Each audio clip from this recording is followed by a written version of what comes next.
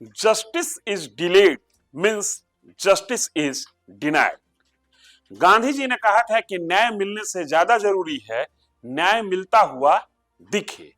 यह प्रश्न हम इसलिए खड़ा कर रहे हैं कि 24 दिन बीत जाने के बाद नीट छात्रा हत्याकांड मामला, नीट छात्रा के साथ दुष्कर्म का मामला, शंभू गर्ल्स हॉस्टल मामला में 24 दिन बीत जाने के बाद बिहार पुलिस 24 मिनट 24 सेकंड या 24 लाइन भी इस विषय पर बोलने के लिए तैयार नहीं है, क्योंकि उसके हाथ में अभी तक ऐसा कुछ नहीं आया है।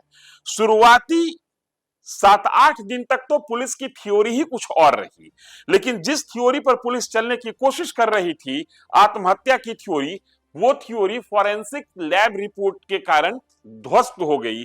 उसके बाद पुलिस उस थ्योरी पर चलने के लिए तैयार हुई जिस थ्योरी के बारे में लड़की के परिजन, मीडिया और आम जनमानस कहते आ रही थी। लेकिन अब देखिए, आपको इतना थका देंगे, आपको इतना उबा देंगे कि आप बोलना बंद कर देंगे। आज एक बार फिर नीट छात्रा के मां बाप हाजिर हो, पुलिस मुख्यालय से कॉल आया है। पुलिस मुख्यालय ने एक बार फिर जहानाबाद से उस लड़की के माता पिता को कॉल किया है, जिस लड़की के माता पिता अपनी बेटी के मर जाने के बाद या मार दिए जाने के बाद निराश हैं, हतोत्साहित हैं, परेशान हैं। दरअसल पूरा मामला यह है कि कल यानी गुरुवार की शाम या कहिए कि गुरुवार की रात करीब 7-8 बजे एसआईटी एक बार फिर से लड़की के पैतृक गांव जाती है और वहां पर जाने पर कुछ पूछताछ करती है, कुछ समझने की कोशिश करती है। यह बार बार समझ में नहीं आ रहा है कि जिस घटना का उस गांव से कोई लेना देना नहीं है, पुलिस बार बार उस गांव पे क्यों जा रही है बॉस? ये एक बहुत बड़ा प्रश्न है। हम थोड़ी देर के लिए यह मान लेते हैं कि यह घटनाक्रम पटना में न होकर जहानाबाद में हुआ होगा, इस बात को मानने में हम लोगों को कोई दिक्कत नहीं है। लेकिन गांव पर क्या रखा हुआ है जो आप बार बार गांव पे जा रहे हैं? ये कहीं ना कहीं पुलिस प्रशासन की ओर से लड़की के परिजनों पर एक तरीके से साइकोलॉजिकल प्रेशर क्रिएट करने की कोशिश हो रही है। खैर, ये पुलिस किस तरीके से काम करती है पुलिस के ऊपर है, परिणाम से मतलब है 24 दिन बीत गया, 24 लाइन आप बोल नहीं पा रहे हैं। एक बार फिर एसआईटी की टीम जब जहानाबाद गई तो एसआईटी की टीम ने लड़की के पिता से बड़े पुलिस अधिकारी की बात कराई और बात का लबो-लुआब यह था कि कल एक बार फिर से आप पुलिस मुख्यालय आइए, जिससे पूछताछ होनी चाहिए उससे पूछताछ हुई नहीं। मनीष रंजन को अभी तक रिमांड पे नहीं लिया गया है। रोशनी कुमारी एसएचओ चित्रगुप्त नगर थाना, जिसको सस्पेंड कर दिया गया है, जिसने 4 दिन तक इस पूरे मामले में लीपापोती करने की कोशिश की, प्लेस ऑफ इंसिडेंस जहां पर यह घटना घटी है उसको लावारिस छोड़ दिया, सबूत बनाने मिटाने तमाम चीजों को लेकर, उस रोशनी कुमारी से पूछताछ नहीं हो रही है। हालांकि कल उनको बुलाया गया था चाय पीने के लिए। बार बार तमाम मीडिया कर्मी इस बात को कह रहे हैं कि रोशनी कुमारी मनीष रंजन का लड़का, नीलम अग्रवाल का लड़का, और एक लड़का और है, मैं नाम नहीं दावे के साथ बता सकता हूं, पुलिस नाम बताए। उस लड़के के बारे में बिहार के एक निर्दलीय सांसद ने भी इशारा किया है और उस लड़के के बारे में मेरे पास भी पिछले 5 दिन से खबर आ रही थी, लेकिन कोई ठोस सबूत हमारे पास नहीं आ रहा था, इसलिए हम उसका नाम डिस्क्लोज करने की स्थिति में न थे न हैं। लेकिन चूंकि सांसद महोदय ने कह दिया है, इसलिए हम इशारा कर रहे हैं कि उस लड़के को भी पुलिस पकड़े और उससे पूछताछ करे। घटना के 20 दिन बीत जाने के बाद आप मनीष रंजन के गांव पर जाके छापेमारी करते हैं, क्या साबित करने की कोशिश कर रहे हैं? अगर वो अभियुक्त है जैसा हम लोग शुरू से कह रहे थे, तो 20 दिन में तो वो सबूत को 20,000 मील दूर फेंक चुका होगा।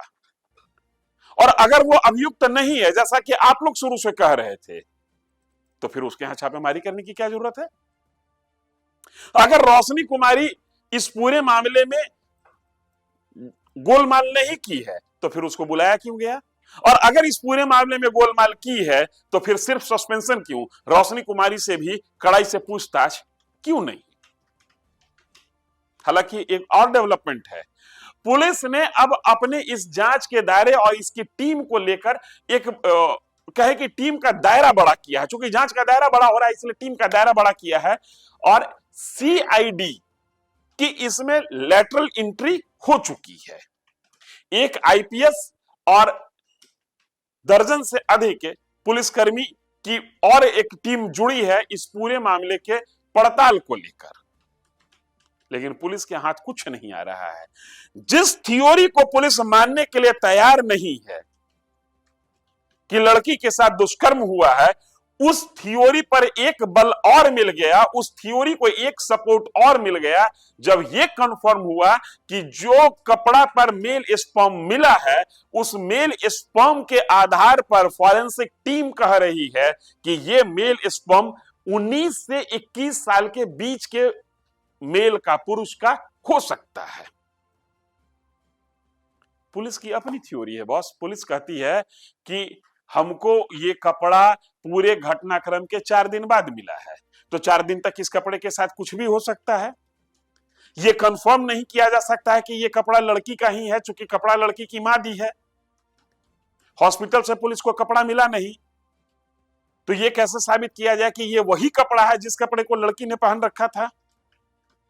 अब मां पे भी विश्वास नहीं, फॉरेंसिक लैब पे भी विश्वास नहीं, तो कम से कम जनाब 24 दिन बीत गया, यही साबित कर दीजिए ना कि लड़की ने आत्महत्या की है। चूंकि सिर्फ कहने से काम नहीं चलेगा, आपका एक आईपीएस अधिकारी इस मामले में इस तरीके का बयान देकर कि यह अटेम्प्ट टू सुसाइड है, शुरू में ही केस की दिशा को दिशाहीन कर दिया था या दूसरी दिशा में मोड़ दिया था, और अब साख बचाने के सिवा बिहार पुलिस के पास और कोई चारा है नहीं, और साख बचाने के लिए ही इस मामले को बार बार घुमा फिरा के आत्महत्या की ओर ले जाने की कोशिश हो रही है। बहुत प्रेशर होता है तो पुलिस इतना मान लेती है कि दुष्कर्म हुआ होगा, लेकिन इस दुष्कर्म का केंद्र पटना नहीं है। तो सवाल यह है अधिकारी महोदय कि जिन लड़कों पर शक हो रहा है, जिन लड़कों की चर्चा हो रही है, वो पटना से जहानाबाद नहीं जा सकते हैं क्या?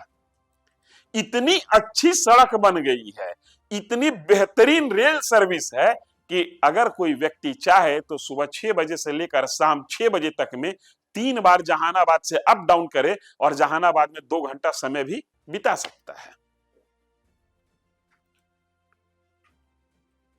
आप सर्कमस्टांशियल एविडेंस पर काम कर रहे हैं, ठोस एविडेंस आपके पास है नहीं, इसलिए ठोस एविडेंस नहीं है कि जो व्यक्ति, जो 2 पुलिस पदाधिकारी जिम्मेदार हैं इस ठोस एविडेंस को हवा में उड़ा देने के लिए, उस पर कोई कार्रवाई नहीं, और उसने अपनी देख रेख में या अपनी लापरवाही से तात्कालिक एविडेंस जो प्राप्त होता उस एविडेंस को धो दिया है।